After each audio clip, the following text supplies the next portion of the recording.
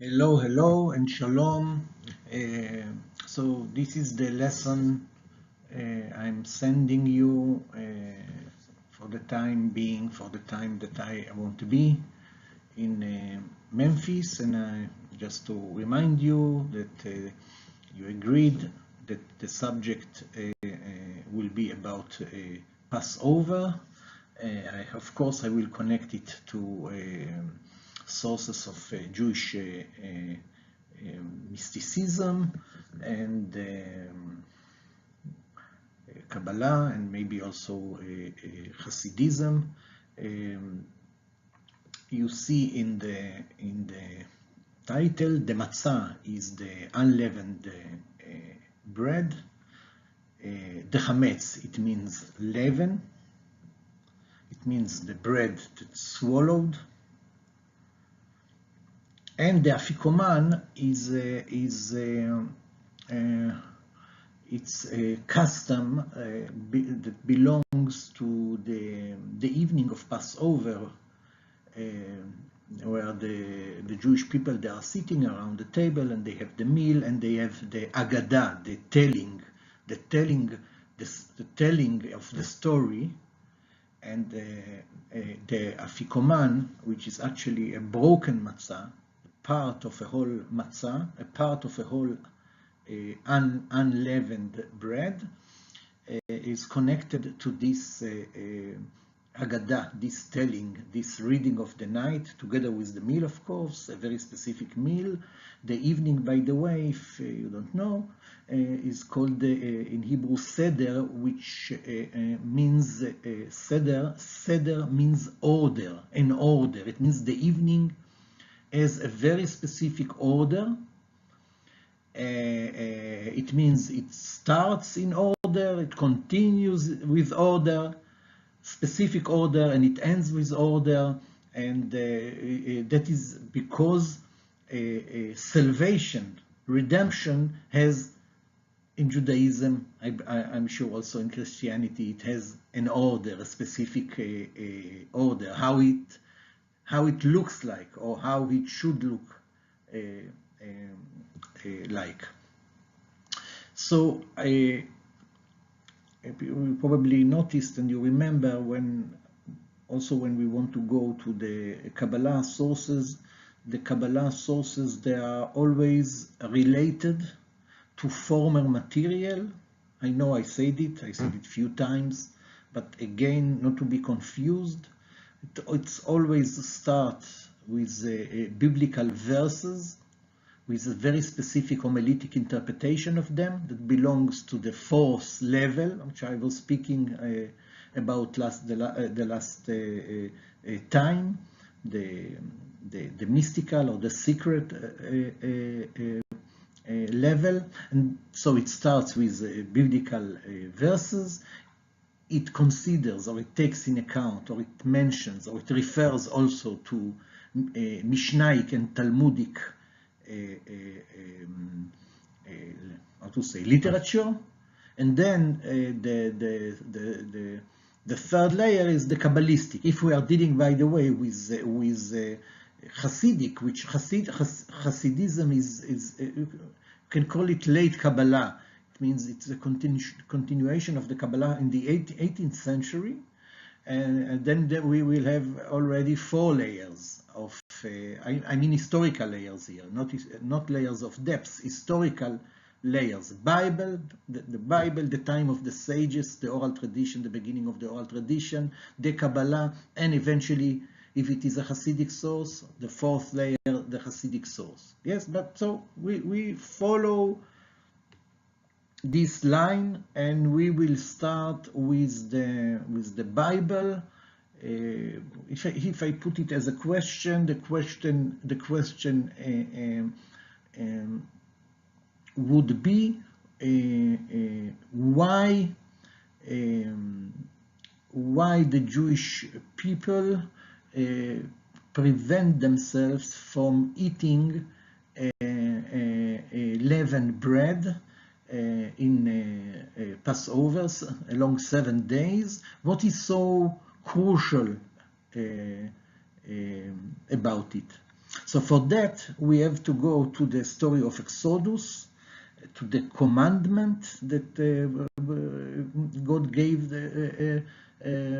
while getting out of Egypt, and the reason from the Bible, and then we go later to the second layer of the sages, and we will see how we are going on. So you will see in the next step, you will see the biblical verses related.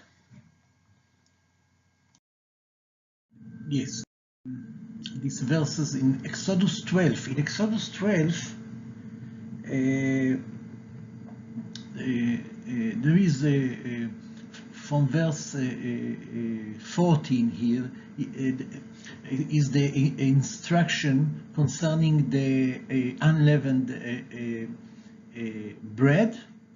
It's like the beginning of this chapter until the middle, it's somehow interrupts the sequence of events of the event of the Exodus out of Egypt, and then afterwards, and we will see it in the next screen, it continues with the succession of events and speaks of the reason of the prohibition. Yes, so let's look at it briefly because it's not hard to understand. And this day shall be unto you for a memorial, the day of the Exodus, and ye shall keep it a feast to the Lord throughout your generations.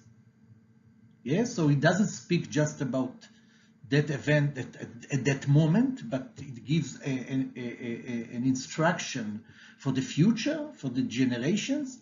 You shall keep it a feast by an ordinance forever.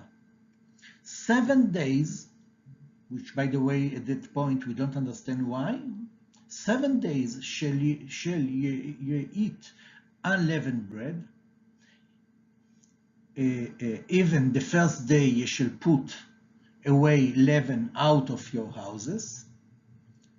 For whosoever eateth leavened bread from the first day until the 7th day, that soul shall be cut off from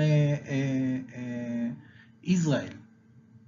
I stop here. Yes, you see that it's really a warning, and the question is, what is this warning?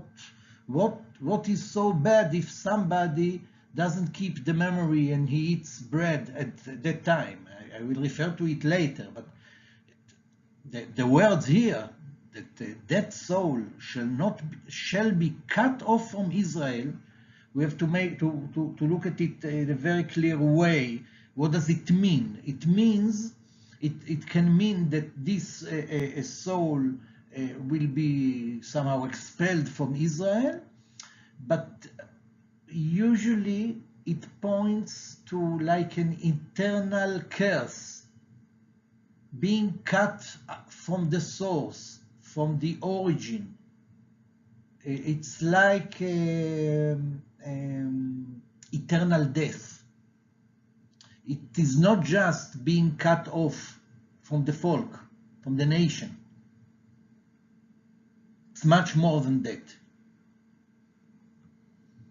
The question again is why? And also why 7 days?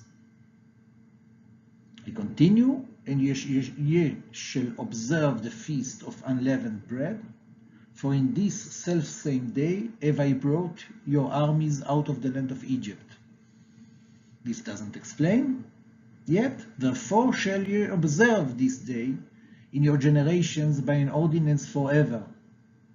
So it repeats itself. In the first month of the Jewish calendar, the Hebrew calendar, on the 14th day of the month at even, you shall eat unleavened bread until the 21st day of the month at even. 7 days shall there be no leaven found in your houses. It repeats itself. Not just not to eat, but not to have it in the house. For whosoever eateth that which is leavened even that soul shall be cut off from the congregation of Israel, whether he be a stranger or born in the land. Ye shall eat nothing leavened. In all your habitations shall ye eat unleavened bread. Yeah, quite strict, huh? And such a punishment. What shall Paulus would say about it? So, I go to the reason now, to the next screen.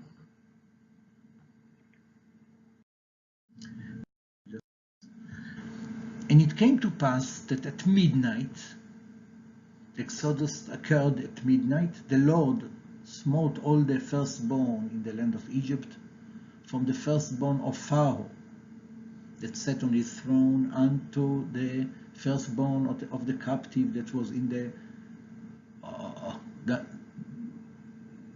maybe I don't spell it correctly, so you will spell it. And all the firstborn of cattle. And Pharaoh rose up in the night, he and all his servants and all the Egyptians. And there was a great cry in Egypt, for there was not a house where there was not one dead. And the Egyptians were urgent upon the people of Israel, that they might send them out of the land in haste, quickly. For they said, will be all dead men. We be all dead men. So it's better that they will go quickly. And the people of Israel took their dough before it was leavened. This also a word for you. Being bound up in their clothes upon their shoulders. So, what do we see? What is the reason here? Yes, the children of Israel had to go quickly from Egypt, and therefore they didn't have time to make bread to eat. So they took the dough before with them, before it was leavened. And this is the reason. So okay, it's fine. It is a memorial of the Exodus. It is important. But if we compare it with the prohibitions, the punishment, eternal punishment, and it comes time and again, it seems that there is no proportion between the prohibition and the punishment and the memory. Yes, it looks quite strange, one would have to admit. So we will have to look for explanations in a later period. And here I will go to the time of the sages, the first century AD, and this issue of the unleavened bread, or what does it mean, leavened bread? Maybe there is a problem in the leaven, and some problem in the leavened bread. Let's go on, therefore.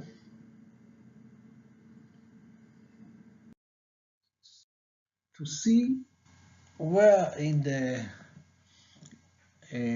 by the commentators we might understand more about the problematics of the leaven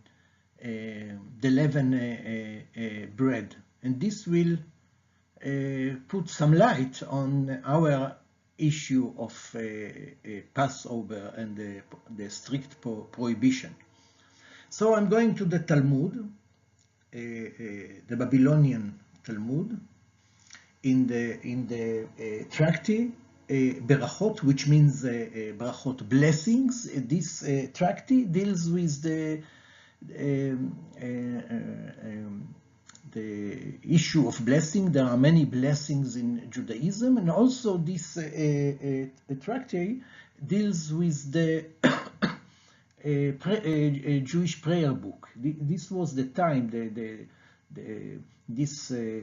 a few hundred years AD.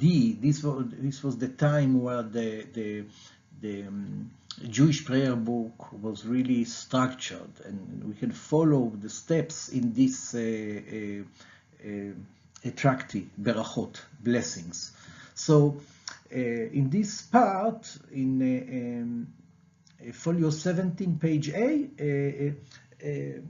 it is mentioned what the sages, some famous sages, what they used to say when they ended their prayer. Each one has a kind of private small edition, and it is said, and when Rabbi Alexandri had finished saying his prayer, he lived at the end of the 3rd century AD in Israel, although it is the Babylonian Talmud.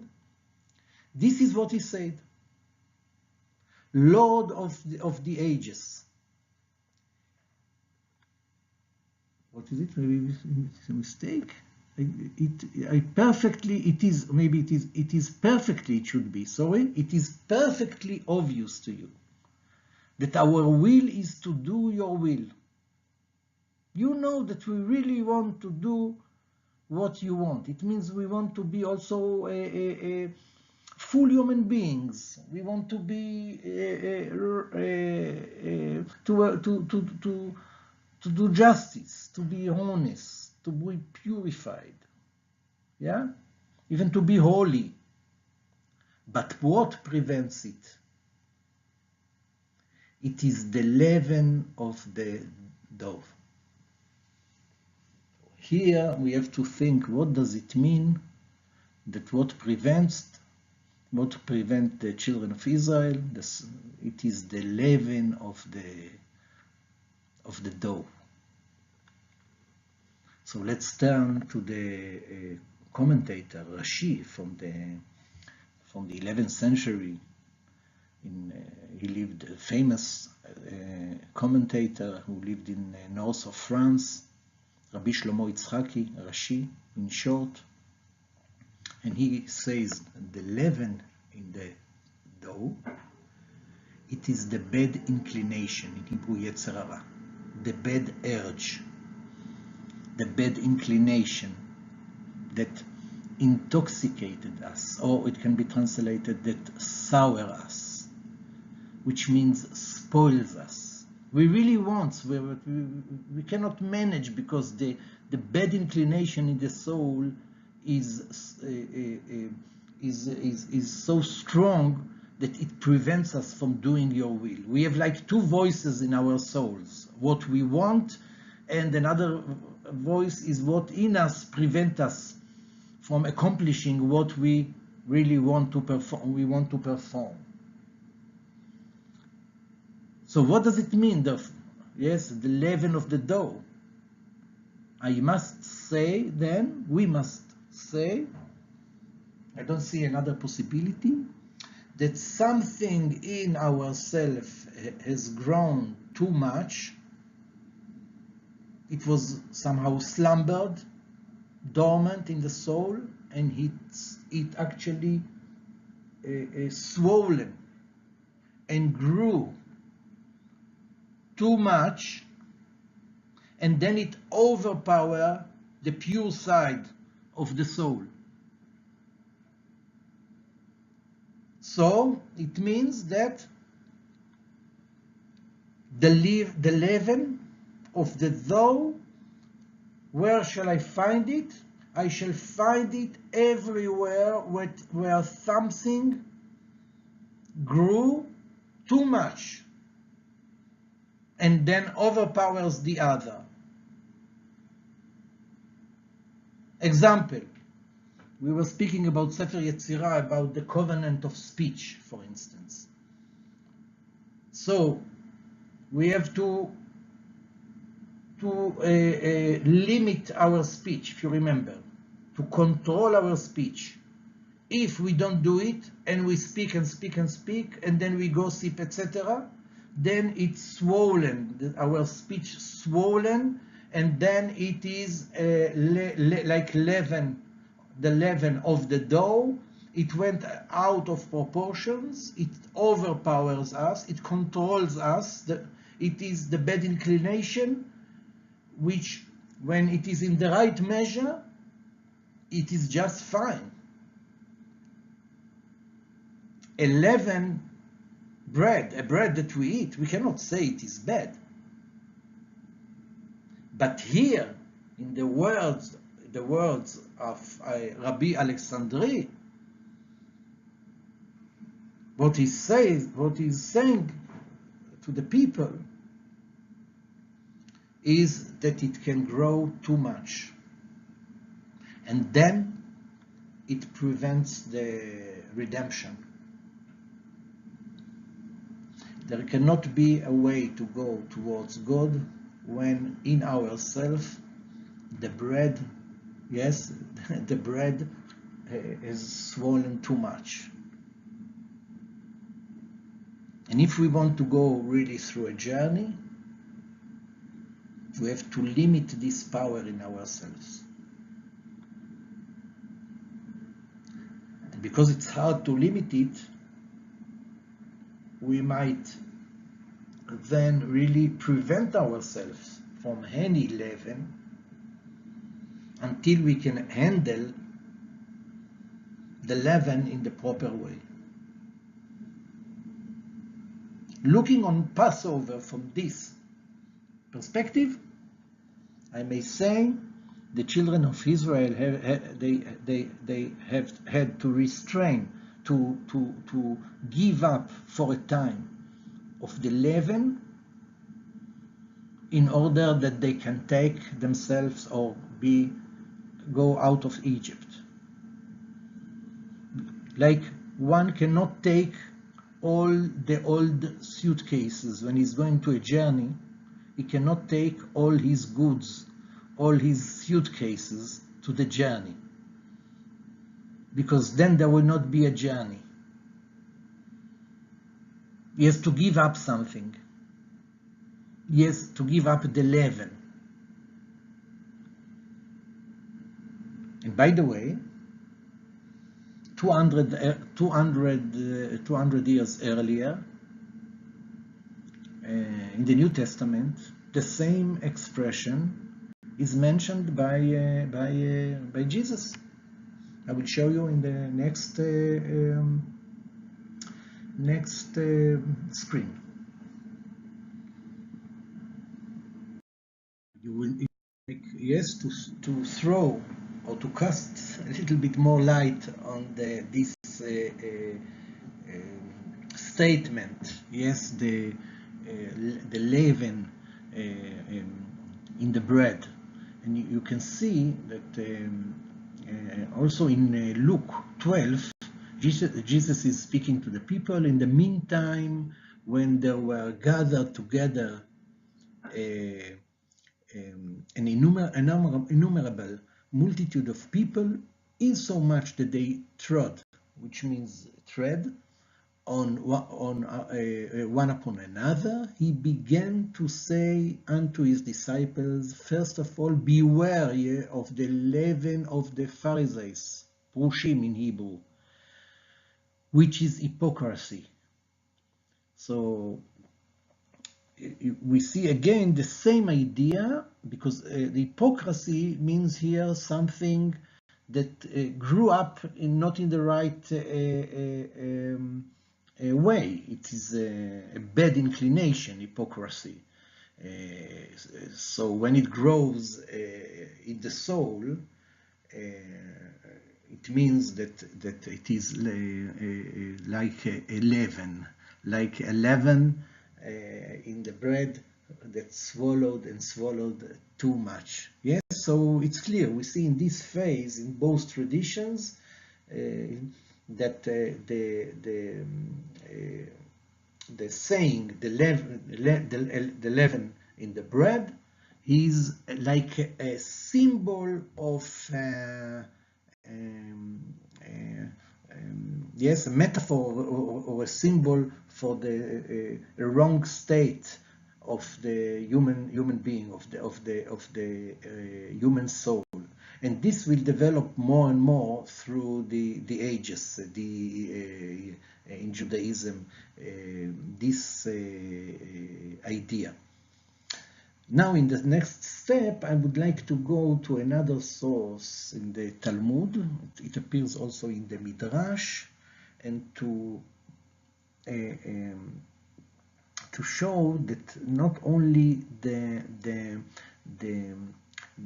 leaven part is problematic, but the problem is inherited already in the bread itself. It means that the bread itself has two facets. And then we will move to a more, later, a more Kabbalistic interpretation. I'm moving to the next screen. Now, when we take this idea of something that swelled up too much in any domain of in life, in society, in culture, and in the soul, we have one door, one access to understand more the essential problematic of the leaven.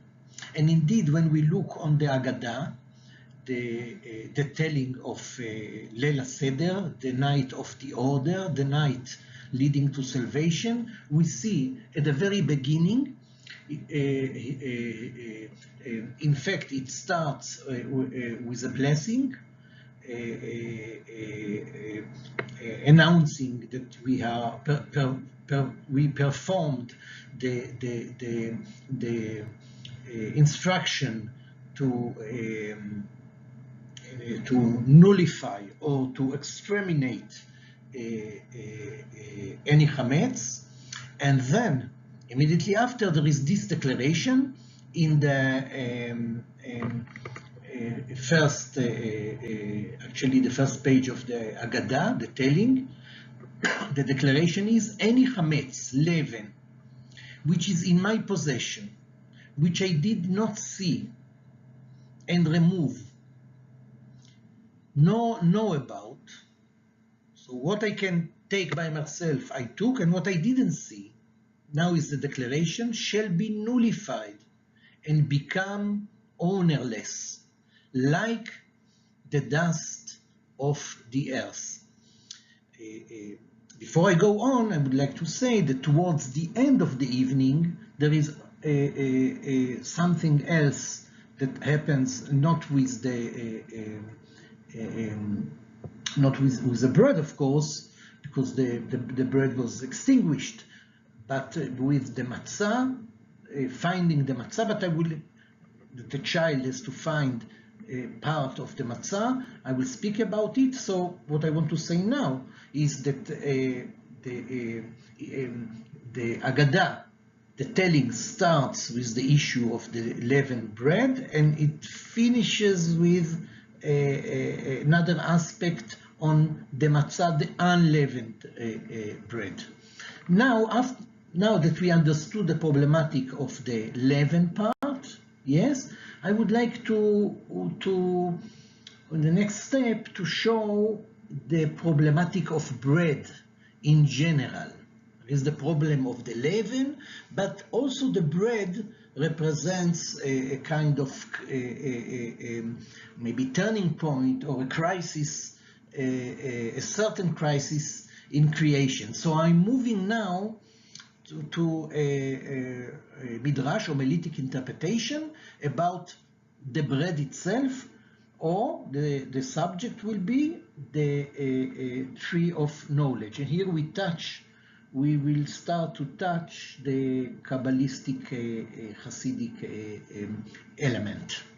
I go on. So we're about bread. The bread itself, in the tractate Berachot, blessing, the first tractate in the Talmud, there is a discussion about concerning the question, what was the forbidden tree in paradise? Let's have a look on it. For it has been taught on Tanaite authority, the early sages, as to the tree from which the first man ate and was cursed. And we have three opinions. What was it really? Rabbi Meir says it was a vine. For there is nothing that causes for men so much wailing as vine. As it is said, and he drank of the wine and got drunk.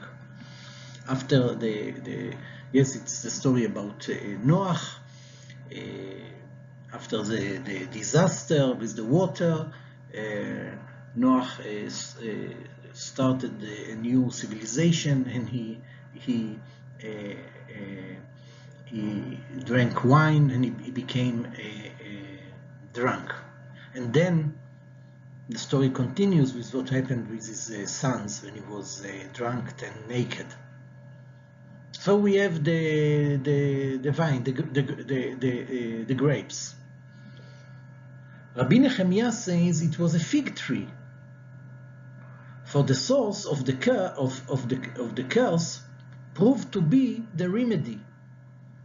As it is said, and they sewed fig leaves together. This is very interesting, the second possibility. The third will be the wheat.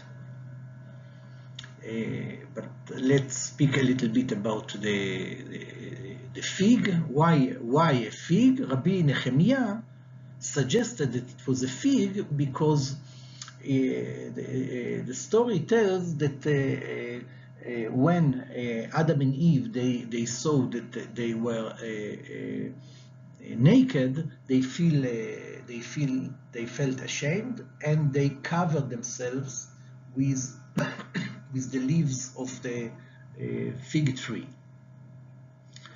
And the idea here, although it is not said that the tree of knowledge of good and evil was a fig tree, the idea is that they covered or actually tried to cover themselves with the same material by which they sinned. Which it doesn't develop here this line of thoughts, but from the story we understand in the Bible, the story about paradise, about Gan Eden, it is quite clear that they didn't manage to cover their nakedness, because afterwards God made them belts. So and they hid before God. So the idea is that actually man is trying to cover himself with the same material by which he fell down, and he doesn't manage. It's like that we try to put a kind of a mask, but the mask reveals something about our nature. Yes, it's like a human tendency to cover its nakedness somehow with the nakedness itself. I'm searching for an example. For instance, let's say that somebody is empty inside. Yeah, he doesn't have a inner life, and then he chat a lot. He needs to speak. He covers his nakedness, but the material by which he tried to cover his nakedness doesn't really cover the problematic of silence and speech. I hope this idea is clear. And the third one, Rabbi Yehuda says, it was wheat. For a child does not know how to call his mother and father by name before he can taste wheat. So wheat is the source of knowledge, hence the tree of knowledge. Yes, the child, when he becomes a bit conscious and he calls his parents by name, it's more or less the time where he can really start to eat wheat bread. Yes, but this explanation of knowledge, yes, bread and knowledge, doesn't take us so deep. Yes, I would suggest or say something like this, that wheat here is connected with knowledge, so it is connected with the tree of knowledge of good and evil. Man starts to know about good and evil. The child starts to know about good and evil. But this knowledge, like the vine, the wine, the grapes, or the fig, has some problematics. It's not a true knowledge. And here we must oppose it or compare it.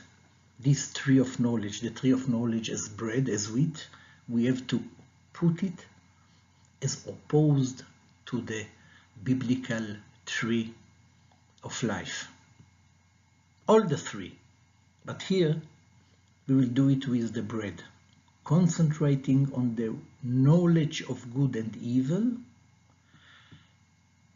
which looks fine. Why man was cursed by eating from the tree of knowledge? It's good to make the difference between good and evil. Yet we have to ask ourselves, what is the tree of life? The tree of life is understood as ultimate eternal life, or as Maimonides put it, and also the Kabbalists, is not eternal life as physical life, but as a life in the eternal wisdom, an absolute wisdom, a prophetic wisdom, and not what we call knowledge. Our knowledge is broken, is fragmentary. We don't see the whole picture. We see fragments.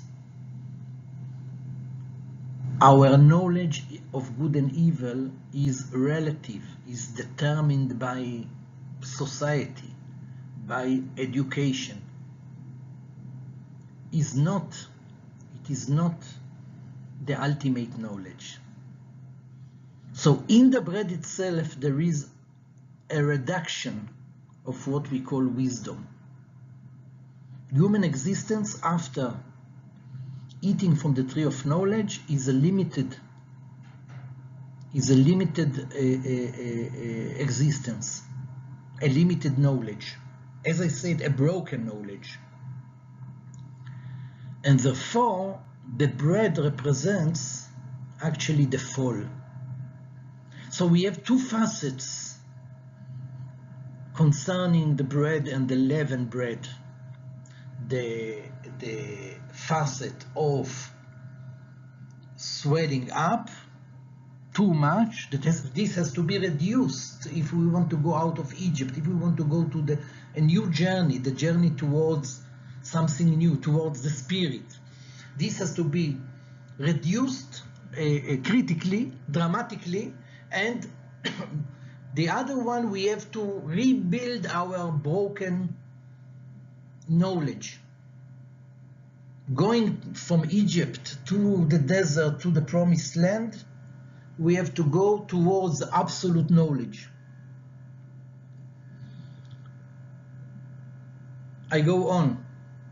These three species of vine, fig, and wheat are mentioned in the Bible, where the Torah, the learning, is indicated that there are 7 species by which the land of Israel was blessed. Let's look at them.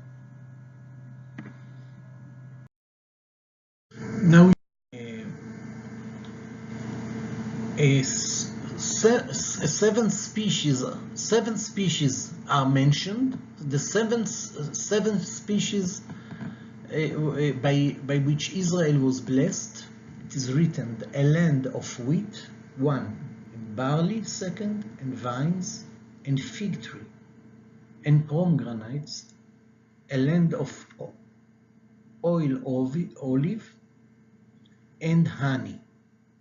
The commentators, the last one, the 7th, the commentators claims that honey, which is not a tree and not a bush, what is meant by honey is a date, which is sweet like honey, and oil of olive, it means olive. Yes, so we have 7 species, and we see that 3 of them, according to the sages, are the tree of knowledge, the possibilities of the tree of knowledge, the wheat and the vines and the fig. Yes, and I will say briefly, to connect it also to our lessons, that the wheat and also the barley and the vine and the fig and the pomegranates, they have many seeds. So they actually represents multiplicity. So I can say that the tree of life would represent the unity. Yes, the unity of the beginning, and then going into multiplicity, it's again it's needed for creation, but it is going far from the ultimate unity, or from the unity in the origin. And only in the 6th and in the 7th fruit, we are going back to a kind of unity, because there is, in the olive, there is one inside, one seed, and also in the date, we have only one seed inside. Yet they are covered both by a kind of a shell. And we will still meet this concept of shell. The concept of shell relates to exile, because you have to go through the shell in order to reach the essential, the one inside. Yes, and also when we reach, for instance, in the date, we reach the inside, we can eat the shell, and we are going inside, but the inside cannot be eaten yet. We have to still wait for the future, where we can eat again. I say again, we can eat the inside and the outside. We cannot really reach the inside yet. The inside, we recognize that there is one inside, but it cannot be eaten. It is said that before man's fall in paradise, all the trees I mean, the trunk, the fruit, and the bark all were eaten. After the fall, we have parts that cannot be eaten, or parts that we have to throw. But in the ultimate salvation, all will be eaten again, especially the part which is inside. Yes? So the wheat and the vine and the fig and also the pomegranates, they represents the fall. And the fall, this fall has to be recovered in order to reach salvation.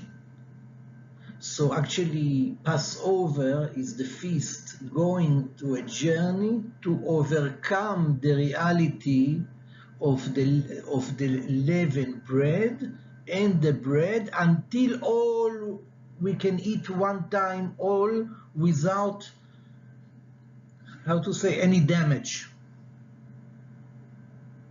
This is actually the way from Passover to Pentecost.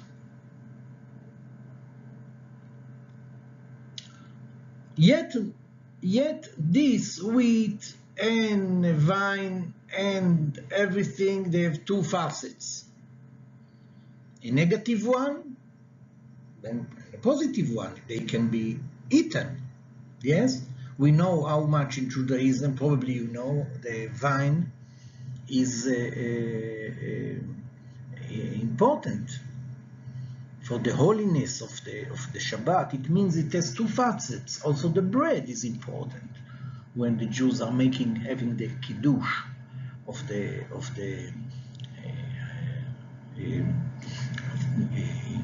meal in the Shabbat. Yes, they make it with bread and wine. Also in Christianity, bread and wine are important. This is my body, this is my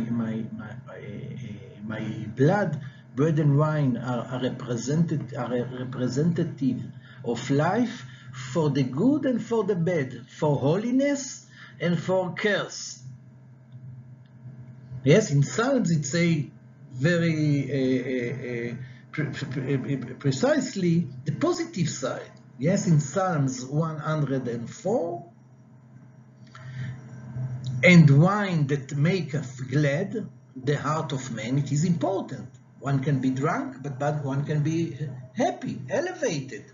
And oil to make his face to shine, and bread which strengthens man's heart. Or there is the positive side and the negative side. And in Passover, we have to put it in the positive side by term of reduction. Taking only the matzah, the poor bread, the unleavened bread, in order to go to the right journey. Okay? Now I go back to the Agadah, to the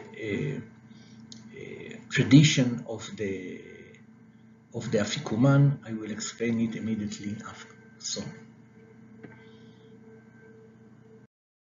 Now going back to the Agadah and the special meal of Passover, which is called the Seder, as I said at the beginning. Seder means order, and this order has 15 stages, 15 steps.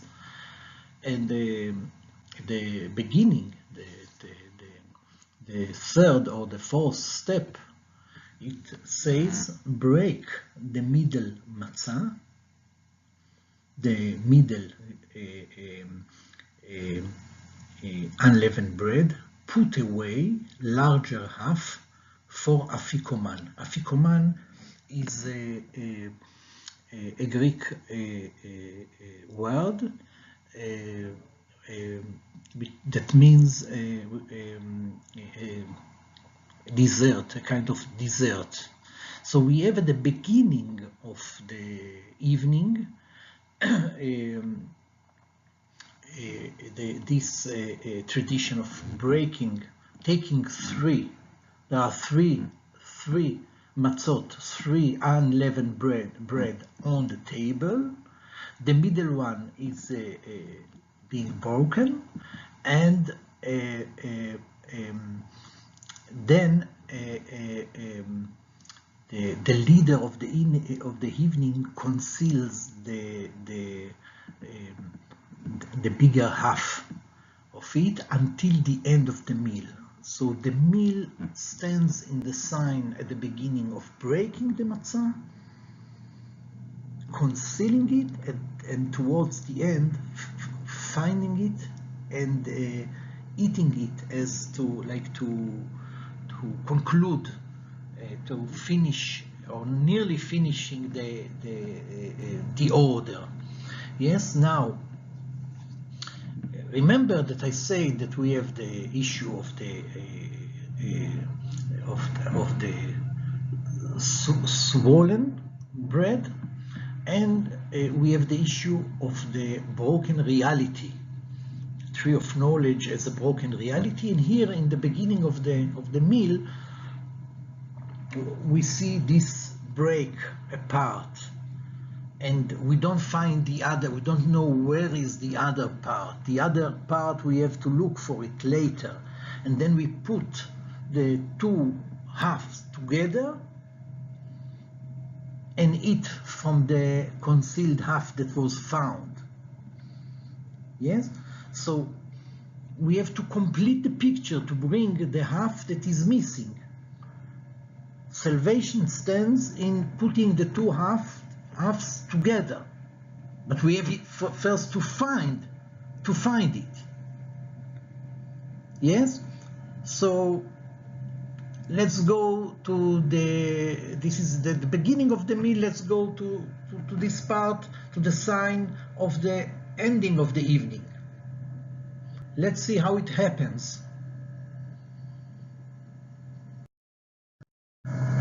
Yes, after the meal, the table prepared, then there is the meal, Shulchan Orech. The table is set up, and then eat the Afikoman, this dessert, so to speak, which had been hidden all during the Seder, all during the order. Now the custom is that it is a child that has to find the concealed half, which is something very interesting. The child, not an adult, but the child, he has to find it. How he can find the hidden part? The child that we met already, the child that has some knowledge. Yes, he can call his parents by names when he eats bread. He is the one that has to find the concealed part. Yes, the child. Yes, if I take it as a symbol, as an archetype. Yes, the child is not smart, I would say. His intelligence is not elaborated. It's not very developed. Yet he is the one that has to find the hidden part, like with a kind of, I would say, maybe feeling or intuition. He is the proper one to find the hidden part, because he is not covered by the tree of knowledge, by intelligence as such. He still believes in the hidden part, I would say, because he believes in miracle. He believes the child, he lives still in paradise somehow. He lives in the miracle, he lives in the wonder, in the charm. There is a charm, there is a mystery. Not everything is flat. There is a surprise. So is the spontaneous, the child, the pure origin that was not spoiled, he will find the Afikoman, the half. And the custom is that the leader of the table, when he wants to get the half back to conclude the evening, he doesn't get it free. He has to pay for it. He has to give the child who found it a gift. A gift is here to be given because the salvation is like a gift. The concealed part has to do with gift, and gift can be a surprise. So this part of the evening ends with this finding, surprise, and completion. The broken reality is somehow mended. I would like still to go to the last move, the way from Passover to Pentecost to Chag HaShavuot, the feast of Shavuot. The Jews, they are counting 7 weeks, and on the 50th day, there is a new celebration that has to do with agriculture, bringing to the temple the first fruits, and according to the Jewish tradition, this feast, 50 days after Passover, is also the time of receiving the Torah, the learning in Mount Sinai. I will go to the last move for this lesson. Okay, now we over this process, this period of seven weeks. It means 7 double 7, 49, and the 50 day. And he shall count unto you from the morrow after the Shabbat, which was understood by the sages as the Passover day, from the day that he brought the sheaf of the wave offering, 7 Shabbats shall be complete. Even unto the morrow after the 7th Shabbat shall he number 50 days. And he shall offer a new meat offering unto the Lord. And now, he shall bring out of your habitations 2 wave loaves of 2 tenth deals. They shall be of fine flour. They shall be baken with leaven. It is emphasized here. They are the first fruits unto the Lord. So here it is emphasized that it has to be with leaven. So we can look on this period of 49 days as time of purification after one cleaned himself, so to speak, purified himself from the swollen part. Now he can take life back as a full bread, as a leaven bread. Just at the very end of the process, he can come to the temple and says, now where I'm self-educated, self-controlled, purified inside, I can touch life without intoxication. I can really bring to God the leavened bread as my sacrifice.